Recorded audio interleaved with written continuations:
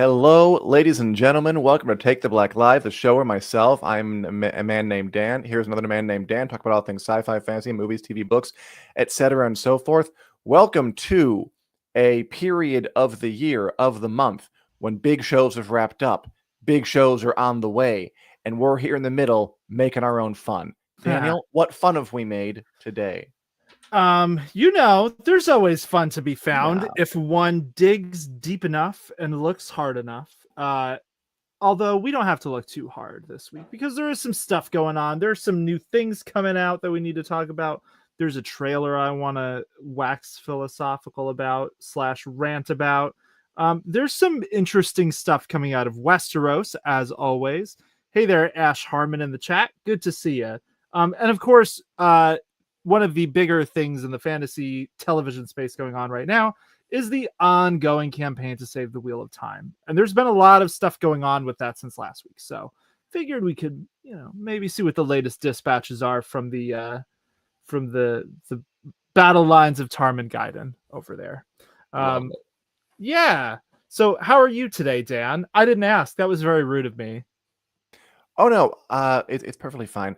I'm well. I turned off my air conditioner unit right before I started this, and I'm already kind of regretting it, but I didn't want the noise to be there. But also, it's getting warmer. So let's see if we can wrap this up in a cool 15 minutes. Okay.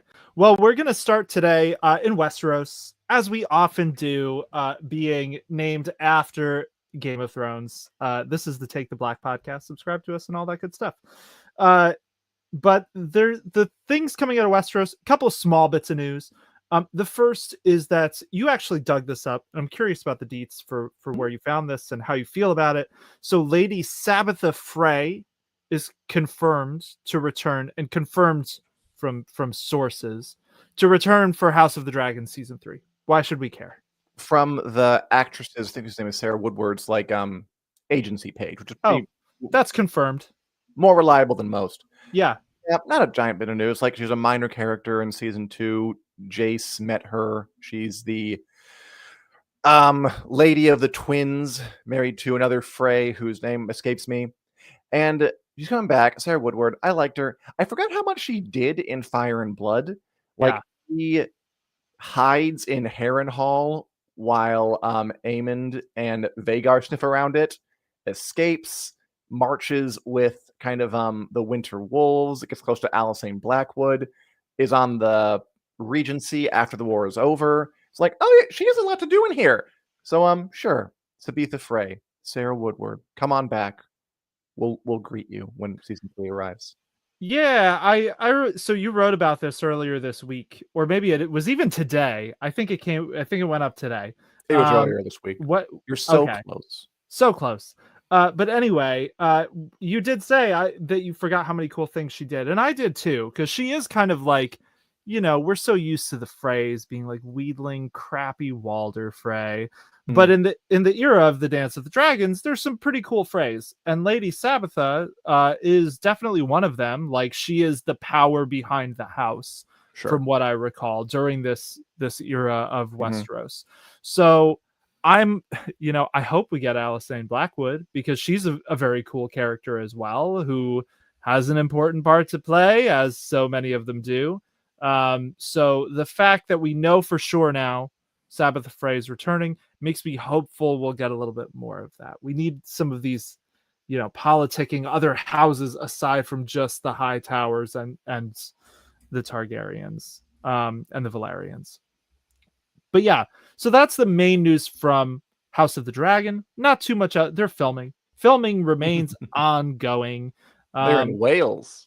They're in Wales. No new reports from enterprising Welshmen who snuck on sets. Not this week, alas. And if you don't know what that means, watch last week's episode. The other thing I wanted to touch on is there was a new Game of Thrones video game announced. Game of Thrones War for Westeros, which is not a video game I ever thought about stylistically. It's an RTS, a real-time strategy game. Think Warcraft, think StarCraft, Age of Empires, Civilization. Although I guess Civilization's turn-based, but those sorts of games. But Game of Thrones is going to get one of those. You can play as the Night King. You can kill Jon Snow and make him your little subservient henchman. And all you can play as all sorts of other great houses. This is a really interesting thing because that feels like a pretty good match for this universe. So you wrote about this. What do you think of this? Are you excited? Are you meh? I'm not excited. I'm meh. I'm sure it'll be fun. It'll be nice. There's only one Game of Thrones video game that would actually get people excited, I believe, and that would be a Witcher 3 Elden Ring style action adventure, Growing Seven Kingdoms. And they kind of did that with Game of Thrones King's Row, but it's for mobile devices mostly, so you got all the microtransaction stuff mixed in there. StarCraft, Warcraft, RTS, sure, that's a cool idea. It feels like they've gone out of their way for years to avoid doing what seems like the obvious thing to me. But whoever it makes happy, I'm happy for them. Yeah, I totally agree with that. Obviously, the thing a lot of people would want really is that big open world game. This game is expected to be exclusively on PC, which is, I feel like that's fairly standard for these types of RTS games. They're really more kind of designed for a keyboard and a mouse than a controller. So I like this because I like RTS games. I think they're a lot of fun. And I do think commanding armies around Westeros is a cool idea. Whether it will be good, time will tell. But this, I don't see how do I put this in the least offensive way possible? I don't see a bad side to this the way that I did with the previous game, King's Road, where it was like, here's the asterisk to why we can only get so excited about this. And that is that it was a mobile game with lots of microtransactions. This, it's like, if you like RTS games, this might be for you. If you don't, it won't be. And like, that's fine. But yeah, I wonder what it will take to ever get, a big open world Witcher style Game of Thrones game. I think it would take another big spike in popularity brought on by a show like House of the Dragon or Another Seven Kingdoms. The fact is, they missed their window. They should have done this big game in like the late 2010s. And that Warner Bros. Discovery is getting into their game now and licensing all this stuff to all these developers. It feels like it's kind of too late, but it would take some kind of revival and interest, probably brought on by one of the shows, to get the momentum behind it. That's, I think, what would happen. I think that is definitely fair because, even just watching the trailer for this one, because there is a cinematic trailer. I think there's some gameplay footage or screenshots you can find too. It's looked cool. I was like, hey, they recreated Jon Snow fighting the Night King. That's fun. But I also did get the feeling of like, man, we are just beating this white with this dead white. We're beating the horse to death. I'm sorry, I couldn't make the metaphor to work. But it does, it does feel like we're trying to milk this thing more than there's a good reason to tie this in, even though there's always monetary reasons that they do these things.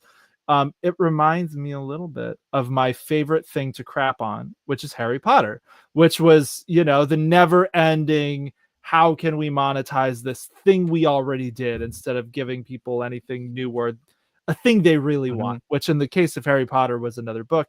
In the case of Game of Thrones, I think another book would be great. But I think in terms of video games, what you said, a big, ambitious, good one is what we need. Yes, you are raising your hand very politely.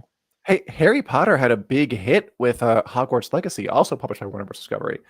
That was like the biggest Harry Potter thing to come out in quite a while before this new show. So it's not like it's impossible. It's not like there couldn't be a gold mine to mine. They just gotta find the right project. Totally. Yeah. But I think Hogwarts Legacy is a good example of the opposite end of the spectrum of you're not just making the thing to milk the thing. Like, I'm very biased about this because I worked in a bookstore and like J.K. Rowling like put out all these like little like 80-page like books about random little bits of the Harry Potter lore just to get people to give her $20 more every few years. Like, there's stuff like that where it's like, this is obviously, you don't have anything new, so how can you kind of get a little more money out of people, versus something like Hogwarts Legacy, where it's, I haven't played it, but I think it's pretty obvious the team behind it really wanted to make something cool with that. It's got a good reputation. Yeah, it does. So with the Game of Thrones games, mobile games, those really to me feel like they almost exist just to make money, because Sure. is anyone's passion really mobile games? Like maybe that's a little Ask Gen judgmental. Alpha. Ask Yeah, a maybe kid. that's a little judgmental of me, but yeah, it doesn't speak very well to the investment of Warner Brothers Discovery into making something special instead of making something to get a little more money. Yeah, it just looks cool. Just the other day, there was a Dune game released, Dune Awakening, that's apparently quite a big hit. I've heard that it's great. Yeah. There are some interesting things happening. I know this is on the lightning round, but I'm going to mention it here a little bit anyway. And that's The Expanse got a game announced this past week as well. The Expanse Osiris Reborn, which is like a Mass Effect style game set in the world of The Expanse. And that's one of those things where it's like, yeah, like obviously, like do this thing. That sounds great. Sure. So yeah, it's not saying that these things can't have good video games, but they need to want to make a good video game first and foremost. And it seems It's like like those a movie or a really TV key show. stuff. Like everything has to line up just so at the right time, in the right way, by the right people to make sure it all gets to the finish line. And again, Yeah, in 10 years, when we can all type in make a great Game of Thrones game on ChatGPT, that'll be then. That'll be fine. yeah. But for now, it still has to go through a difficult process. Yeah, and I do have a theory about this. So Leo said, and why were these games made after the show ended instead of its peak popularity? I do have a theory about the issues with the game stuff, and why the Expanse one makes me really excited in a way that some of these other ones haven't. And I think that's partially because the people behind the Expanse, Daniel Abraham and Ty Frank, they are gamers. Like the Expanse was originally designed as a tabletop RPG campaign, and then they made it books instead. So like they have an understanding of what a good game would be. Like if people are pitching them stuff, they're not just going to be like, well, that pitch sounds okay for the people who like games. Like they understand different types of games. George R. R. Martin has said before, like he played Railroad Tycoon in the early aughts. Like he's not a video game player. The powers that be at HBO don't really care about this. He was born when Truman was president. He just didn't get on with video games. There's nothing where it's like, oh yeah, someone like when Ty Frank and Daniel Abraham, who I am sure have played Mass Effect, seeing the Expanse get this type of game, it's like, I don't know how much influence they had to push for that. I assume some, but it's like, obviously they would know that is a more exciting fit for their world than like, the mobile games Game of Thrones has gotten over the years. Anyway, that's my pie in the sky theory. You gotta have the right people at the right time in the right place in the right order. And it happens sometimes it doesn't. Yeah, totally. So that's what's going on in Westeros. The video games are kind of the main thing I wanted to talk about there this week. And yeah, on Vogue Craze is saying the Dune video game just got released. It's got positive reviews from players.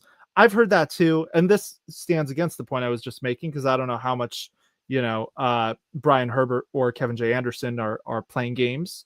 Kevin J. Anderson's a writing machine. I got to assume not very much. But yeah, it can happen. And I'm very happy to see the Dune one is doing well, because that was a big question mark of, will this be good? Will this be another attempt to just capitalize on Denis Villeneuve's new movies? It seems like it's a little bit more the it's always a crapshoot, man. It is. So yeah, that's what's going on in Westeros. That's what's going on in video games yet. Chris says, Game of Thrones isn't over yet. Snow. Keep dreaming, sweet summer child. I like that you are keeping the hope alive. Anyway, do we want to move on to the Wheel of Time? Do you want to field any more comments before we do? I'm intrigued by Leo's comment when we talk about the Snow How to Train Your Dragon crossover. I don't know what you mean, but I'm interested, and I would like to subscribe to your newsletter. Okay. Tell us more. All right. So the next thing on the docket today is we're going to check in with the Wheel of Time. So the Wheel of Time, Prime Video's big sweeping fantasy show, it was canceled after its third season last month, despite the third season being far and away the best reviewed, best with critics. Fans loved it. Even some best in general. Best in general, kind of indisputably the best season. Had some of the coolest, one in particular episode that is one of the coolest that I have seen on TV in fantasy. Maybe, it's up there with the greats of fantasy television, I think, that Ruidian episode. I think so. Amazon, of course, gave it the axe at the peak of its popularity or whatever. And since then, fans have been working really hard to get the show saved, similar to The Expanse, which was famously saved, ironically, by Amazon. So there is a campaign going on, the Save Watt campaign, SaveWatt.com, where they have like a petition that is doing three things, which is either try to convince Amazon to change their mind, convince Sony, who holds the rights to this series, to shop it elsewhere, or convince other streamers to get on board and pick the show up. So they've got that. They've got a bunch of other things. But one of the big bits of news that came out in the past week since our last show, where we also, I think, probably at least mentioned this stuff, because it's been a thing that's been going on, is that showrunner Rafe Judkins has finally weighed in. So I'm going to read a couple of quotes from his statement. He made a statement on Instagram, and basically he said, I've been asked the same question many times the last week. Why was the Wheel of Time canceled? And the truth is, I don't know. I wish I could say something clear and tidy that explains to all those who love it why it's coming to an end, but sadly, I can't. And man, like, do you believe him, Dan? Like that's a crazy thing for a showrunner to be like, I honestly don't know. I completely and utterly believe it. Of course I do. Me too. We know how dramatically wild the TV landscape has been over the past few years. We know how many things are changing. Yes. I don't think the executives know what they're doing until they actually make the decision sometimes, like until 5 minutes before. I think in a lot of industries, including TV industries, there's a serious problem of the left hand doesn't know what the right is doing. No one talks to each other. So it does not... I'm not sure he found out on deadline, which is kind of a famous thing you hear sometimes about show cancellations. But I bet he found out right before. I'm not surprised. Yeah, that was, he's a consulting producer. So obviously not as in the know, but Brandon Sanderson, who wrote the last 3 books, he found out on deadline. Of course he did. Yeah. When it was canceled. But yeah, the thing you said about the trends, the trends shifting, executives not really knowing what they're doing. We're kind of seeing, do you want to field this comment? I see you looking at the comments. I don't want to interrupt you. I'm just mostly amused by Leo saying that I didn't know this, that Kit Harington is a voice in House of the Dragon. And sorry, How to Train Your Dragon. So if they do a live action remake, hey, he's back wearing medieval armor, wearing a dragon. Nice. I could get behind that. And also, I did not know that. That must be in one of the more recent ones. I don't know how many of those they made, but Kit Harington was a pretty young dude back in when the first one came out, so I have to assume he's not in it. The last one came out in 2019 or something, so it probably that one. Yeah. So anyway, with the Wheel of Time, the stuff with the executives, that's seeing HBO change its name to Max to HBO Max. Yeah. And now David Zaslav just announced that he's splitting Warner Brothers Discovery, which used to be 2 companies, into, wait for it, 2 companies once more. But these are a different 2 companies. One is focused on, I think, streaming, and one is focused on everything else. It really does feel like what you said. It's the Wild West, and no one knows what the hell they're doing. Look, everyone is born ignorant and stupid. And then they grow up, and part of wisdom is realizing that nobody, not even the most experienced adults, really know what's going on or what they're doing. Competence at a hierarchical level is a very precious and rare thing. And I'm not surprised there isn't a ton of it even in major industries. Yeah. So Judkins talked about, he didn't talk about that, but he did talk about just that it was canceled. He doesn't know why, how appreciative he is for everyone that worked on the show, for all the fans. He also said much has been written about this larger trend in TV toward fewer seasons with less episodes and finding quicker ways to acquire additional streaming subscribers. But I genuinely believe that this goes against the fundamental strength of television, long form storytelling. Then compared that to epic fantasy, saying that's the same with epic fantasy. Seeing characters you love week after week, year after year. And yeah, the dude's right. He then dropped this last little tidbit that I'll read, which is about whether the Wheel of Time could get picked up somewhere else. He said, sadly, it's not something that happens often, but it does happen. In fact, one of the reasons we first chose Amazon as a home for the show was because they were in the midst of picking up The Expanse after Sci-Fi canceled it. So who knows? Perhaps the Wheel of Time show will do what the books have always managed to do since day one, defy the traditional definitions of beginnings and ends. I certainly hope it does, because this book series and these fans deserve to see the story finished. So yeah, that is, Judkins talking about this. There, we do have a link somewhere. Maybe we can drop it in the chat for where we kind of analyzed his statement a little bit on the site. But yeah, how are you feeling? I don't know about you, but I had been waiting for Judkins to say something that was either like, hey, everyone, good job fighting for the show, or like, it's really over, maybe you should cool it. And he kind of like towed the line a little bit. He didn't really say either, did he? Yeah. No. Which I don't know is actually entirely helpful, or as helpful as it could be. Because like that kind of half-hearted, like maybe it'll come back, I don't know. I have no idea how much power he would have over something like this. But I figure if someone is going to be the person who spearheads a campaign to shop it around, would he not be like involved in that? Or is that something that, I don't know, Sony executives would do on their own? I really don't know. But it's written as though he has no decision-making power over what happens next. It's like what happens. And maybe he doesn't, but if he does and is just sort of saying like maybe it'll come back, maybe it won't, I don't really like that. But I don't know what his actual role is. I don't know what papers were signed. I really can't speak to that in detail. Yeah, I do think that there's probably, only speculating here, but I think that it sounds fair based on what he said that he obviously doesn't seem like he has too much control over what happens to the show. So sure. I imagine there is some executive level thing that would need to change before, there was a report that came out from inside sources, it quotes, that the show is not being shopped around by Sony.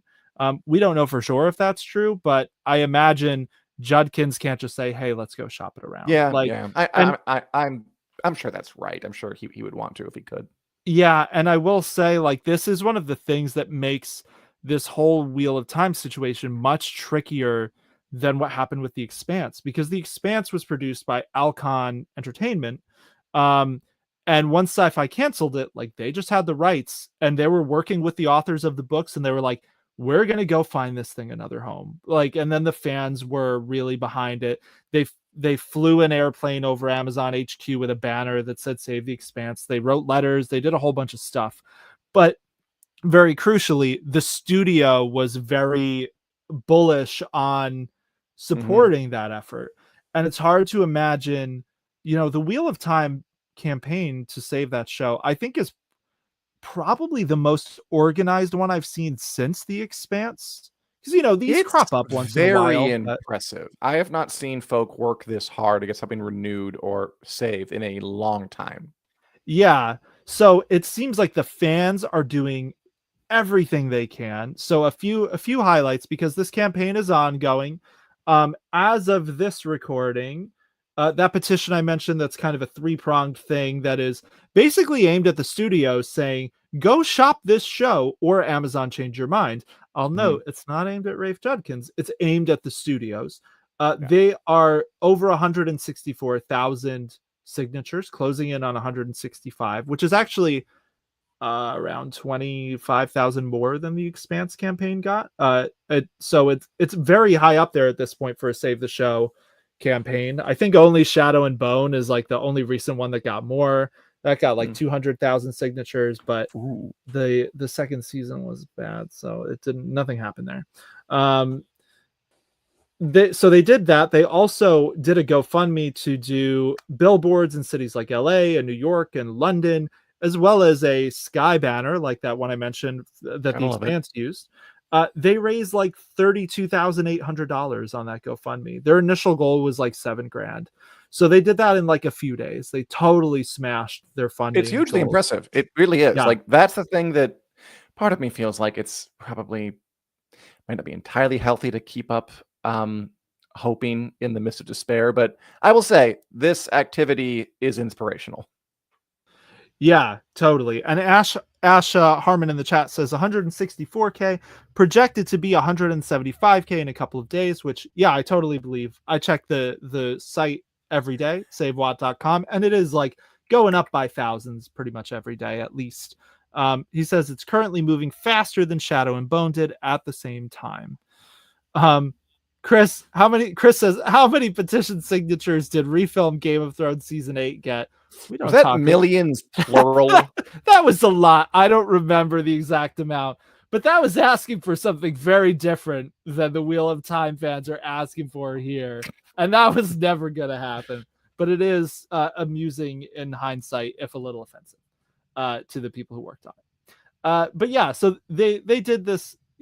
They're still ongoing. The site is getting more and more polished, like literally every day. It's adding more ways for people to get involved. They've written hundreds of like letters to studios, video messages. I saw a video message from C.L. Clark, who's the author of The Unbroken and that recent Arcane tie-in book. Like they sent in a video for this. So a lot of people are getting involved in this. And it's not just even the Save Watt campaign. It's broader than just that, because a billboard popped up in Times Square last week, and that was from a totally different group of fans from Brazil who bought that to support the show and bringing the show back. And I saw a bunch of cast members and Rafe Judkins all sharing that and being like, this is so moving. And hopefully that can translate to the show returning. So yeah, what do you think of where all this is at? Should we be abandoning hope? Should we be rolling up our sleeves and fighting? What's going on here? We should be rolling up our sleeves and fighting. I think with the knowledge that it is a bit of a Sisyphus. Yeah, that. There's a boulder and a hill. That it is a difficult challenge. I think there is value in the fight. I think there is value in the resistance. I think there is value in trying to get a boulder up a hill. Whether it ends up actually going up the hill and resting or not. So I think it is worth doing. If you love something, go ahead and try it. I doubt it'll get renewed, but I think the fight is worth fighting anyway, regardless. Yeah. I mean, like you said, it is an uphill battle. Like, no matter how you slice it, and again, the fact that Rafe Judkins, for whatever reason, can't just be like, yeah, we're shopping it. He is, as someone else said, Rosamund Pike hasn't said anything yet, but many other cast members have put up things on Instagram or retweeted posts about Save Watt. I think part of the reason that Rafe Judkins and Rosamund Pike haven't said anything yet is because they're both producers on the show. Like, Rosamund Pike is not even just like the lead actress on the show. Like, she is a in the thick of it producer at this point. There were some things during like the FYC campaign where Rafe Judkins talked about how like she is a hands-on producer of the show who helps with the actors and stuff like that. Like, so I wonder if like because of their contracts with Sony, they can't be like shading it in public or pushing against what Sony would want if Sony doesn't want to shop it. I imagine, and I don't have any inside knowledge here, but I imagine there's some sort of legal thing like that is keeping them from being as vocal as they otherwise would be. So yeah, we'll see what happens. I agree with you. I think the fight is worth fighting. I think the coordination of the fan campaign is definitely a testament to, like, I'm not abandoning hope completely. It would be a long Neither am I. shot still. Mhm. But I do think this feels different than, Shadow and Bone or Mhm. The Acolyte. Like, there were a lot of shows that were divisive to not great. And like, I know some people really like The Acolyte. I thought it was decent. I didn't love it, didn't hate it. Had some very cool lightsaber fights. Very bad twin choreography. Um, Shadow and Bone had a great first season, really middling second season. They kind of They jettisoned. got greedy. Yeah. They got greedy. They kind of jettisoned the story from the books for season 2 in order to get to the Six of Crows spinoff faster, which Netflix seemed to want.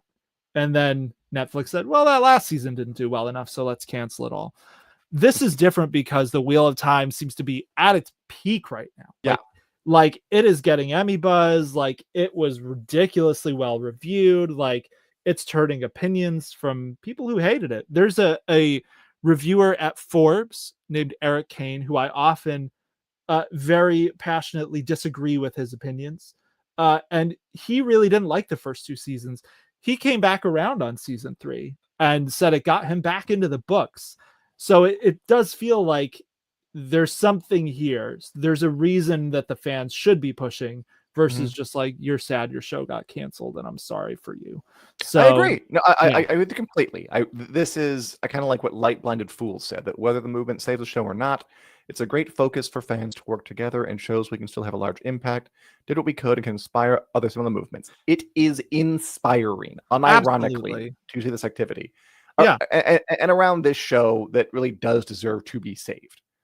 Yeah. I agree with that. I also agree with Josie, who says that the Brazilians are amazing when they love something. The Brazilian fans love true. hard. Like, Yes, not they just the do. show, other shows too. I have noticed that. Yes. Good on Brazil. Shows, music. I don't know if you've ever seen like concert videos from Brazil. I've seen like, Iron Maiden recorded their Rio de Janeiro concert like back in the day, and it was crazy. It's crazy. Just like thousands and thousands and thousands of people, all very into it. So yeah, Brazilians, people from all over the world are kind of getting behind the Save Watt stuff. So if you, intrepid listener, viewer, whoever you are that is listening to us talk, if you want to find out more, savewatt.com is the website. And yeah, lots of ways to get involved. I think letter writing is one of the big ones they're pushing right now. Send mail, physical mail to these executives demanding that cool. they kindly demanding, appreciatively demanding how that about they this? do what you want. I'm gonna pitch some things. What if they try to target Emmy voters and win with a bunch of Emmys and get a spike in publicity that way? Or what if they create a Raya account and catfish very rich celebrities, and it ends up just being a front to push the Wheel of Time on them? It's another idea I have. I won't lie, I don't know what that is, but I support Raya is like a dating app for really, really rich people. Oh, that's why I don't know what that is. Yeah. So that all, the Emmy thing is interesting. I don't necessarily think that's a bad idea. Like, I don't know where you would go to be sending letters to Emmy people, but if the Wheel of Time is still in contention and it is still deserving in a few categories, someone give Sharon Gillam, the costume designer, an Emmy. That woman deserves one. And also I don't know for what with Ruidian, maybe prosthetics, which Directing? would be, I think, yeah. Did you say editing? Directing? Yeah. Thomas Napper. I'd get behind him for one, because that episode is tremendous. That could only help it. I'm sure that would be a good feather in its cap. And if it doesn't help, Amazon will be happy to say our Emmy-winning canceled show, The Wheel of Time. But yeah, anywho, that's what's up with The Wheel of Time. We will obviously be having our ear to the ground. We'll be watching for updates from this campaign. We've been watching it very closely because it is, for us in the fantasy space, The Wheel of Time is kind of one of the most important adaptations that has happened since Thrones went off. 100%. There aren't too many book series that are bigger fantasy books than the Wheel of Time. So we'll see what happens. Fingers crossed. That's why we're still harping on it all this time later, because exactly. And also because look, we all know that if it doesn't get revived, who knows how long we would have to wait for someone else to take a stab at it. Maybe Yes. like within our lifetimes, hopefully. Yeah, Hopefully. this And it is one wouldn't of be a guarantee. totally. There are a lot of like hardcore like book lovers who hate the Wheel of Time show, and I can understand some of the. I definitely understand criticisms of it, but I've seen this really idiotic kind of argument online that's like, thank God the Wheel of Time got canceled. Now someone else can pick it up and do it faithfully. And it's like, my dudes, because it's always dudes saying this, like, my dudes, if the Wheel of Time is canceled and the cancellation sticks, like, you'll be lucky if your children or grandchildren get to see a Wheel of Time show. Like, it's not going to just get immediately picked up again. Like, this is showing that it couldn't succeed if it sticks. No studio is going to do live action, maybe animated, but again, like, that's a real long shot. And why wouldn't studios take a chance on something that is much simpler than this show? The Wheel of Time getting adapted really feels like one of those things that was only somewhat possible because of how hyped it was. This perfect window, it and was. I don't know whether or when that window will open again. Absolutely. So yeah, if you're cheering that the Wheel of Time got canceled because you think it will just get another show, sorry to break it to you, there's basically no way that's going to happen. So yeah. Anyway, do we want to carry on? Sorry, I got distracted by this comment from Light Blinded Fool, which says, and don't forget to have Watt play 24/7 in the background, unmuted, but you can turn the sound down if you haven't canceled your Amazon Prime yet. Is there a reason for that? Is that part of the campaign, Light Blinded Fool? Tell me more. Because I did cancel my Amazon and it runs out tomorrow. So if I need to be putting the Wheel of Time on tonight, tell me why. Did you cancel just your Prime subscription? Did you like cancel your Amazon Prime in general? And if so, why? That means you won't get discounts and next day delivery on packages you need. The next day delivery since the pandemic has been dubious at best. Like, it used to be next day delivery. Now it's like next day 3 to 4 day delivery. And I'm like, I could be fine without that. But yeah, I canceled in a fury. You know, Amazon's got enough issues that like I didn't need a big nudge to cancel. Yeah. But when they canceled the Wheel of Time, I literally just went on, I canceled, and they didn't even give me a little box to say why. And I was like, you cowards. But yeah. And Josie has a great comment too. Yeah, Josie, we've talked about that transition, but why don't you do a whole show on that? Like which the transition? Reason why from in ye olden days, there used to be shows like Stargate that had 22 episodes a season. It was standard to have 22 episodes a year, even for genre shows. And now it's 8 every 2 years and it gets canceled. How that happens, a long, bloody story. Yes. Maybe we should talk about some other show. That probably would be a good thing to do a whole show on because, you know, obviously budgets are a huge part of that. The scale of these things. There are good and bad things that came out of Game of Thrones, and the ballooning budgets are maybe an example of possibly a bad thing because we are where we are right now. But I'm going to blame Westworld because Westworld was the first show to do the 2-year gaps. So really, it, like most other things, is Westworld's fault. If you can blame Westworld, why not? Yeah. Westworld can take it. Where do you even watch it these days? I don't know. Not on HBO Max because it's not there anymore. Yeah, Roku. Sure. Do we want to carry on here and talk about other things we may be watching, reading, otherwise consuming in our media diets? What Dan, do you think? You take the wheel and you steer us where you want this train to go. Okay. I can do that. Sure. Because I've been watching and reading quite a lot in the past week, actually. Oh. So the new Predator animated movie, Predator Killer of Killers, is out. Spoiler alert. I might spoil it a little bit here. If you haven't watched it, be warned. Because it's been out for like, a week, 5 days now, whatever. And I couldn't talk about it last show because it wasn't out yet. But it's awesome. I kind of was really skeptical that it would be as good, because a lot of times when it's like our animated tie-in movie, it's like, all right, well, this is, a low budget thing that you didn't have high expectations for. But this really feels like, so it's director Dan Trachtenberg, who also did Prey, did this animated movie. The animation's pretty cool. It has some really good like action shots that really put you in it. Does some interesting things where like watching this, part of me was like, I wonder if this was the live action Predator movie, it would just be without a doubt one of the best Predator movies.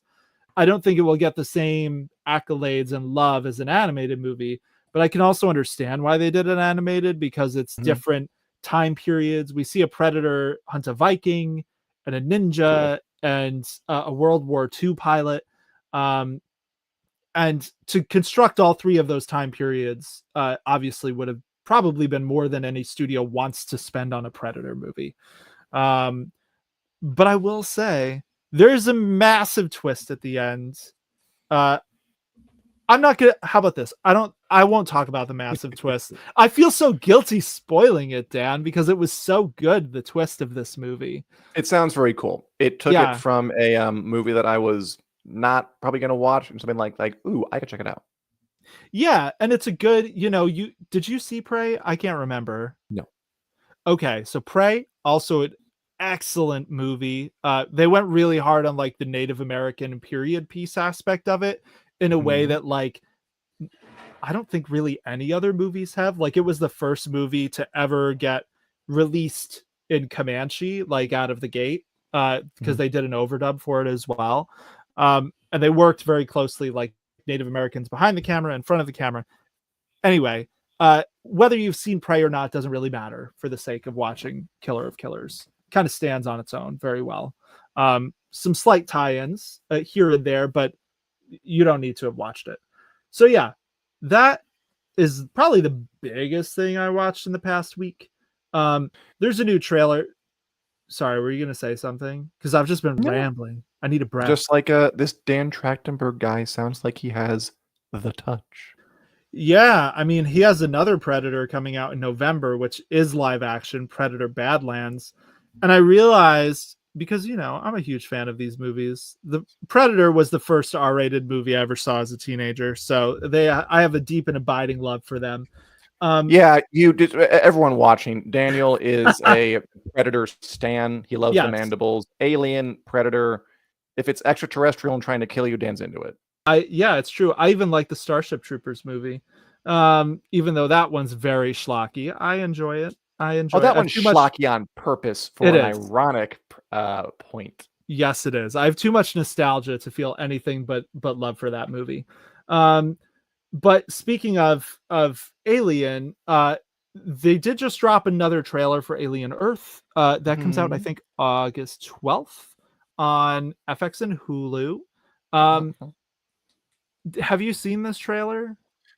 No, but fair. I'm not a giant Alien Predator stan like you. I'm interested though. I've seen the. I actually have never seen Predator. I've seen Alien and Aliens. Oh man, the original Predator is. I mean, it's an enduring movie for a reason. That and Prey. You could really. The other ones you could give or take. Like the Predator second I watch it, I swear I'll tell you. I believe you, and I can't wait for that day. So Alien Earth is set on Earth. The alien crash lands to Earth. Hey, we're there. The trailer looks really cool. It's from Noah Hawley, who did Fargo. I have watched Fargo. Fargo's great. Yeah, I've only heard good things about Noah Hawley, especially the Fargo show, which I have not watched, but everyone I know and respect, like you, who has seen it, really likes it. And based on the trailer, it seems like he really gets like the tone and the feel of Alien. Like, this feels kind of like a cross between the original Ridley Scott movie and the more epic, bigger scope of James Cameron's sequel. So it looks awesome. Has all the ingredients that seem exciting. It's more than just a xenomorph. There are 5 dangerous alien creatures on board this ship that crashes into a big futuristic city. My big qualm, the thing that is just stuck in my craw about this Alien movie that I wrote about on the site today, I wrote an editorial about this, is that it should have been a sequel instead of a prequel. because the Alien movies, the whole point of them is always this thing can't get to Earth or it will probably kill everyone. Like that is what Sigourney Weaver, you are undermining Sigourney's struggles, because all four of those original movies, that was always the big point that they underlined. And the corporations wanted to take them there anyway, and she found a way to stop it. So to be like, here's the prequel where an alien happened to be on Earth 2 years before all that happened, and it was fine because, like, we know no matter how bad things get in this prequel, the alien's not going to destroy Earth because all the Sigourney movies happened. Yeah, and I mean, I'm not a stickler for alien myth or lore or anything. Is there any way that could be written in a way that's consistent, or on the bare premise, it's impossible to avoid the clash? There's a way it could be written to be consistent, I think, which is that this thing happened, these corporations cover it up, and the alien gets fried. So there's this synthetic android, Wendy. I'm assuming she or someone else is going to kill the alien and destroy its remains so the corporations can't have it. So then I think this is going to try to fill in a very specific gap in the original Alien, which is the original Alien kind of hints that the corporation, Weyland-Yutani, knew that the aliens were on this planet when they sent Sigourney Weaver's ship there. So they sent them there on purpose to get infected with it and bring it back. So I think this is going to fill in the gap of how they knew that there were aliens on that planet. So yes, I think there's a way, if you contort yourself just right, they can make it work. But it still feels like I'm gonna watch it like Noah Hawley. I'll give it the benefit of the doubt. But yeah, it's just hard. It's crazy because it looks so good, but it's making it really hard for me to get excited about it. That's my rant. I'm sorry about it. Thank you. I guess Nicole mostly that it's kind of a slump month right now. I'm mostly trying to get my hands on screeners for like Squid Game and The Sandman. I think coming around the corner. Ooh, nice. But she's enjoying Murderbot. I just agree with Nicole that I enjoyed the episodes coming out once per week. Although, you know, it is the weird show where they're only a half hour, and I guess I'm so used to multiple drops. I could stand more than one, but I like it. And I have a small disagreement with you, because in your last review of Murderbot, you were talking about not enjoying it, but not liking the parts where they objectified Murderbot and had kind of sex jokes. And I gotta tell you, I watched the episode, I was like, this is by far the funniest part. That was the part I enjoyed the most. Yeah. So this is one of those things where I feel like maybe people who've read the book may disagree a little bit. Because like Murderbot in Martha Wells' books, like the sex it appears as, it's very much left ambiguous. Like all the jokes about it having like a nice face and things like that. Like the book doesn't really do any of that. So like that is very much an invention of the show, because they have very attractive Alexander Skarsgård playing the Murderbot. And that's fair. Like, you know, I don't know. It feels weird and exploitative to me, and I just didn't like it. And also it feels like it clashes with, like, because I know it's not even remotely a part of the book character, it feels like a thing they added in to get some cheap sex jokes in. And I don't know. It didn't work for me, but I can respect that it worked for you and worked for other people, because obviously I've seen other people say that too, that they thought that was a really funny part. And I just didn't like it. Not a fan. I mean, I don't think it's like dirt cheap sex jokes. Bring out the cheap sex jokes. The cheap sex jokes worked on me. I laughed. Don't worry, there are more. Like, fair enough. We'll see what happens there. I mean, when this like lofty scientist talking about, does he have a wee-wee? Like, it was just so like contrasting. I did laugh. Yeah, totally. And you know, it's at the end of the day, it's a sci-fi comedy. So like I can get behind like the jokes and stuff. And I'm glad, like I will say that particular moment where Labibi kissed Murderbot on the face is probably like my literal least favorite moment in the season. So if you didn't have a problem with that, you've only got good things to go from here. Man, it just felt gross. It just felt gross. And I know that, like, you know, the show is doing stuff with, are they allowed to have autonomy? do different people treat them like slaves, and she's from the corporation rim, so they view them like machinery and not like an actual being. So yeah, there's I think there are reasons they did what they did. I just don't necessarily love it. I think I could stand, like, because my complaint so far, I've enjoyed it. My complaint has been that, I don't know, I wanted a little more edge or diciness to it, like a little bit of a harder drive, and raunchy sex jokes fit into that fantasy for me. So I'm fine with it so far. Fair. Yeah, I mean, it's not the edgiest show in the world. And like there will be some interesting, dangerous, cool scenes ahead. Like I have seen the whole season. But it remains kind of light. Like the comedy is front and center. And I think the show is even funnier than the book. It makes efforts to be. But I do want to point out who said it. Nicole wished that she had more episodes. So I did watch it all in a row on my first watch, and I enjoyed it. I've got to say, I really like that they're doing it weekly. I feel like none of us would be talking about it still if they had released it all at once. It'd be over. It's an easy show to binge because those episodes are so short and so pacey that like this is kind of a prime example of Apple getting the weekly model and why it works. Because if they dropped Murderbot all at once, we all would have binged it in a week and forgotten about it already. It'd be over. And instead, they're 25-minute episodes, and we're still talking about them like a month and a half later. So, what executives did the tech company Apple hire who take chances on little-known, expensive genre properties and insist on a week-by-week model? Like, they must have hired like veteran TV folk who wanted to do things the old-fashioned way. It's so interesting over there. I think David S. Goyer is one of them, who I think he's a producer on Foundation. I think he was also one of the people who helped get Murderbot made there. So yeah, I think you're right. I think that is a thing they did really well that some of these other studios didn't. I think Amazon pretty notably did not necessarily go this route. They got a lot of, it seems like more, I don't want to say rookie people, but younger people who they felt like they could maybe strong arm a little bit. I'm thinking of like the Rings of Power, where that's an instance where those showrunners had never made a television show before. But that's just me speculating. Anyway, I do think it's something Apple's obviously doing something right because it's working for them. Is there anything else you're watching, Dan? No, I'm waiting to get, hi Netflix, I'm Dan. Hey Ted. I would love screeners to Squid Game and The Sandman. If you can send those along, that would be great. Thank you very much. Yes, please, Netflix. The only other things I'll just mention briefly, because I know we're pushing time. I am about halfway into season 2 of Dark Winds, which is on Netflix. Netflix has the first 2 seasons of Dark Winds, Navajo police officers.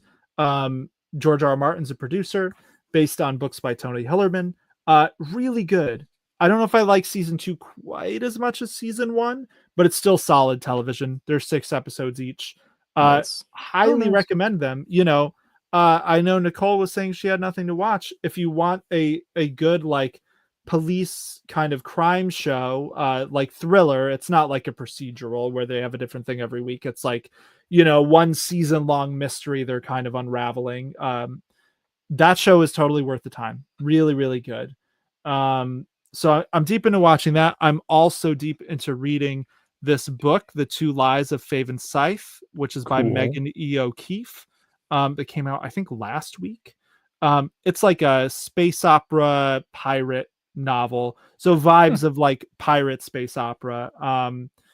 That basically there's a missing person, and this navigator who is like their minds are like, they make paths through the stars with this like crystalline magic, is trying to get this pirate to help her get to this spaceship graveyard. So it's got a lot of fun piratey tropes, but all in space. Enjoying that a lot. And that, I've been watching and reading so much, but that is it, by gum. Very cool. Shall we wrap this up with the WiC News Lightning Round, where we go through a bunch of stories we couldn't talk to the main body of the show and give our 20-second opinions? Let's do it. I think we should. I think we should just bite the bullet and do the lightning round.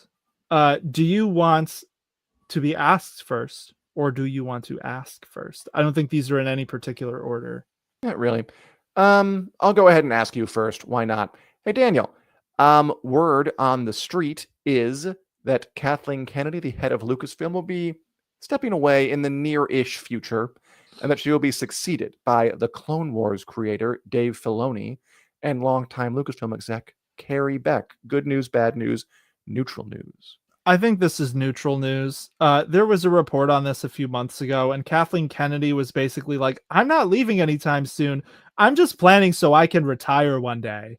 And I think this is a little bit more of the same. Kathleen Kennedy gets a lot of shit. She's kind of heralded Star Wars for quite a while at this point. Yeah. She'll leave when she's ready. And obviously Dave Filoni's going to be the person. Like, that's obviously. Who else would it Yeah. be? Tony Gilroy. Here's one for you about our dear friend, David Zaslav. So Warner Brothers Discovery is breaking into two companies, streaming and studios and global networks. Yeah, you mentioned this. So yeah, Warner Bros. Discovery is a merger between Warner Bros. And Discovery, and now it's being broken up into the parts of Warner Bros. Discovery that do linear, normal TV, and the parts that do streaming and movies, which David Zaslav's will still be head of the latter one, and an old CFO will be the head of the one that's just for TV.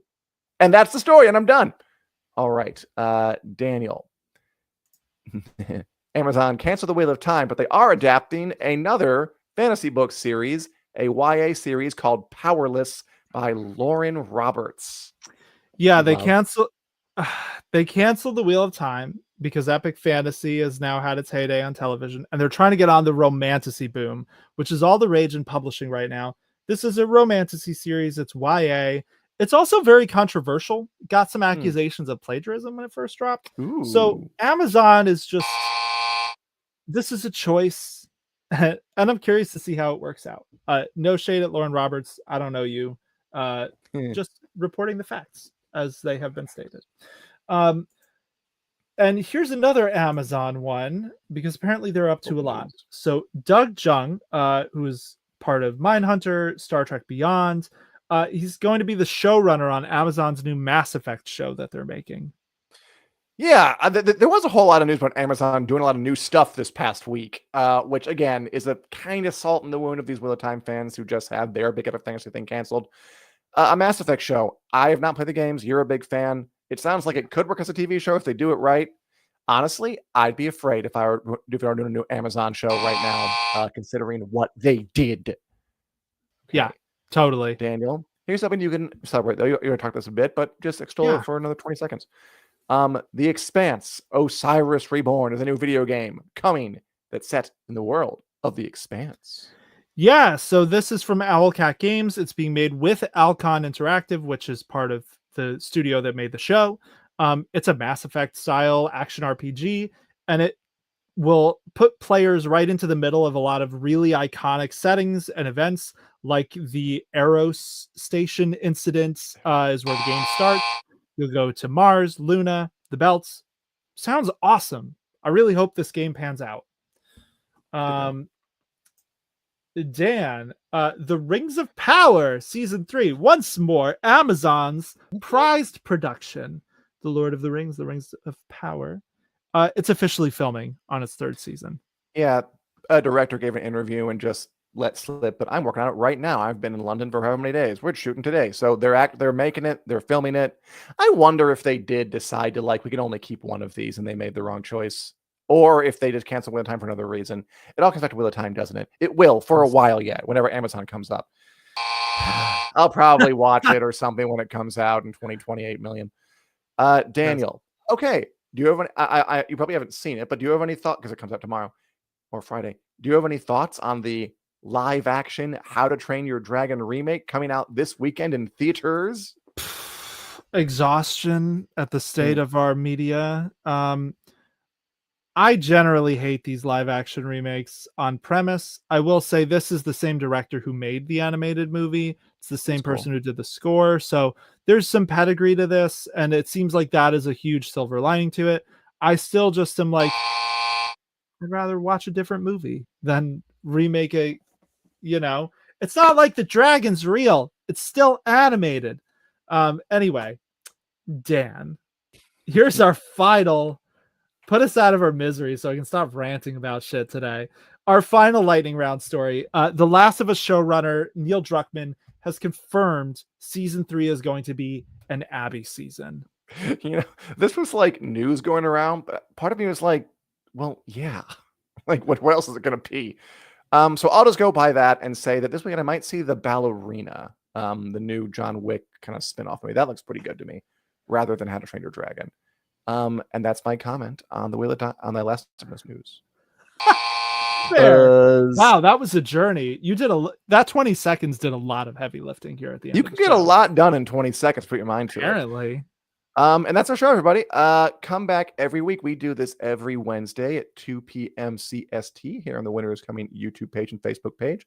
Why don't you just, if you're on YouTube, just hit the like button, hit the subscribe button, ring the bell next to the subscribe button, and then tell everybody you've ever known about the show, Take the Black, Wednesdays at 2 p.m. CST. Come watch us. Come rap with us. We're a good time. Find us in podcast form wherever podcasts are available. And just come back next week. It's very easy. It is not Sisyphusian. Goodbye. Nice. Take care, all.